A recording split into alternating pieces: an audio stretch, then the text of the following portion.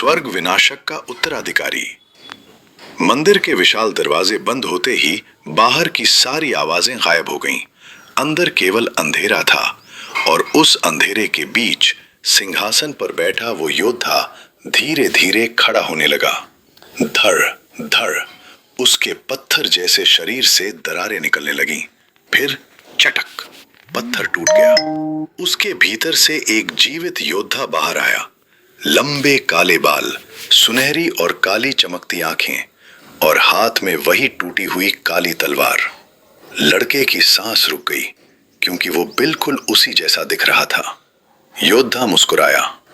1000 साल बाद आखिर तुम वापस आ ही गए आर्यन। मृत राजा का परिचय लड़का धीरे धीरे पीछे हटने लगा। तुम कौन हो? योद्धा सिंहासन से नीचे उतरा। उसके कदम पड़ते ही जमीन पर काले प्रतीक उभरने लगे। मैं वो हूं जिसे दुनिया ने स्वर्ग विनाशक कहा। उसकी आंखें ठंडी हो गईं। लेकिन मेरा असली नाम था आर्यन वेल्कास। लड़के की आंखें फैल गईं। आर्यन? योद्धा मुस्कुराया।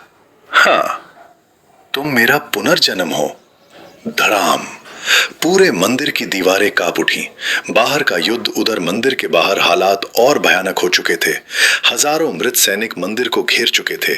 उनकी आंखों में नीली आग जल रही थी। शिकारी लगातार लड़ रहा था।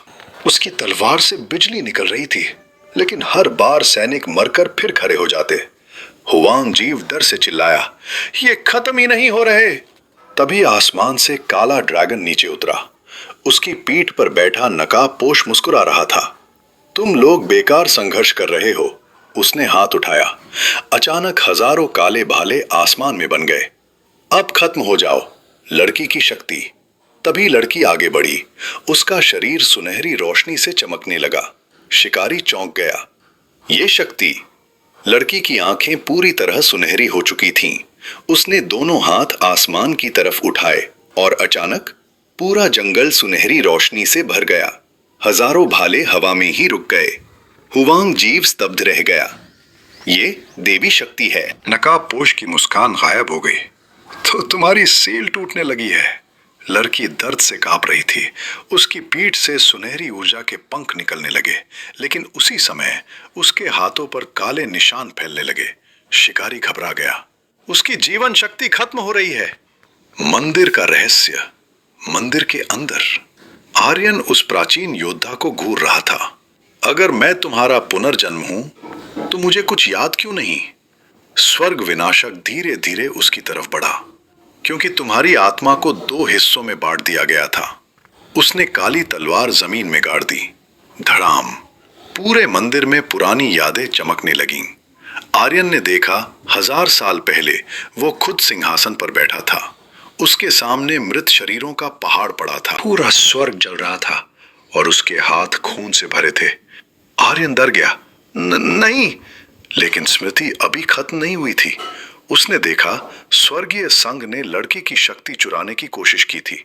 उसे रोकने के लिए आर्यन ने खुद अंधकार सम्राट की शक्ति अपने अंदर बंद कर ली, लेकिन उसकी आत्मा अंधकार को सहन नहीं कर पाई और तभी उसकी आत्मा 2 हिस्सों में टूट गई। एक हिस्सा प्रकाश बना और दूसरा हिस्सा अंधकार। आर्यन कांप उठा। तो नकाबपोश? स्वर्ग विनाशक ने सिर हिलाया। वो तुम्हारा अंधकार पक्ष है, असली दुश्मन। अचानक मंदिर की छत फट गई। आसमान में मौजूद विशाल काली आंख सीधे मंदिर के ऊपर आ गई। फिर पहली बार उस आंख के भीतर से एक चेहरा बाहर निकलने लगा। वो चेहरा इंसानी नहीं था। उसकी त्वचा अंधेरे जैसी थी और उसके माथे पर हजारों आंखें थीं। स्वर्ग विनाशक की आंखें सिकुड़ गईं। अंधकार सम्राट? पूरे मंदिर में दबाव बढ़ गया। आर्यन घुटनों पर गिर पड़ा।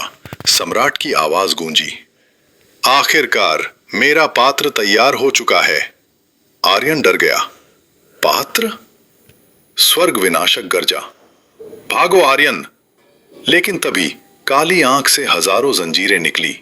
उन्होंने आर्यन के शरीर को जकड़ लिया। लड़का दर्द से चीख उठा।